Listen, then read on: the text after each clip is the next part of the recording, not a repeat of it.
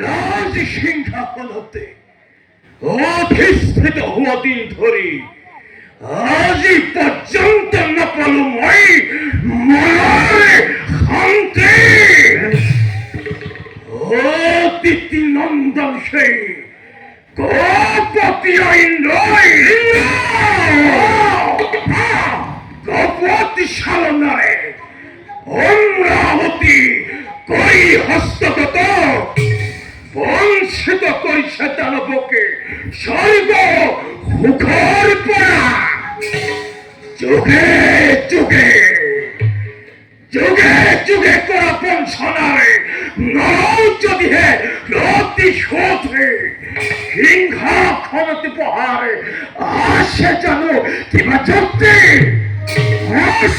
কথা দাদা দৈত্য লোভে জন্মলোভী দৈত্য কুলতে প্রথম কুলভোগ করি তাই অকাল ছিল আমাকে কাপুরুকে কেবতা হতে ঐক্য দিও দাদা দত্ত করে অমরাবতীপুরে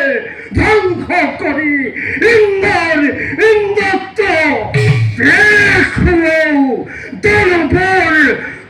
গতি কেমন প্রতি ক্ষুধর স্পৃহা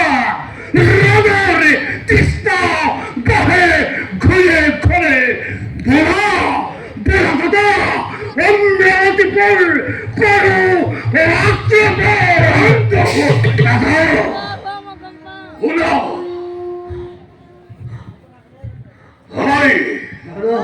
বিনা প্রস্তুতের করু যদি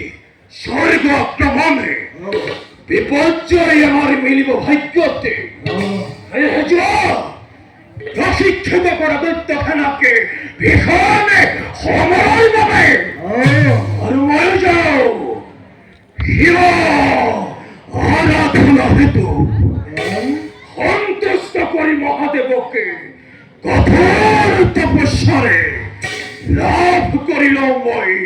মনোমত বল আর তার পাশত সম্ভাব্যের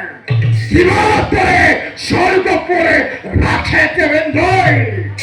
মহাপ্রলয়ে ঘোষণা করি অমরাবতীপুরে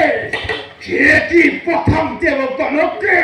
মধ্যের ভিতরে বিজয়ের রক্ত নিশানে পবনের লহরে লহরে উড়িব অমরাবতীপুরে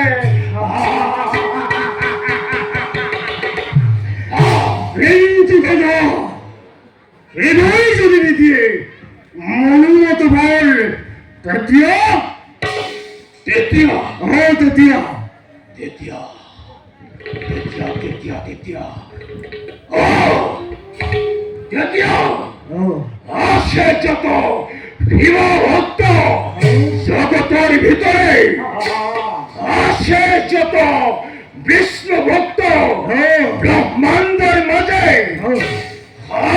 লোকে ধরে আনি জ্বলন্ত অগ্নিতে করি নিক্ষেপ এমান দুজনই মহাদেবকে নহরি সদয়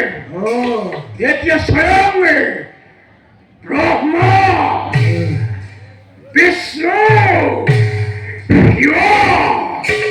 তিনিওকে ধৰি আনি যজ্ঞ কুণ্ডতে বলি মই হবে তৰি কৰে জাগ্রত ঈশ্বর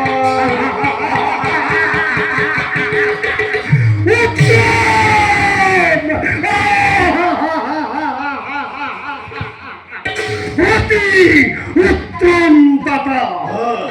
কিন্তু দাদা আজ্ঞা হতে নলবা তুমি হিংসারস্বই ভক্তি খেমনে তুষ্ট হয়েছে বাংলা শঙ্কর গতিকে দাদা তুমি রাখিব আর ধরা হতো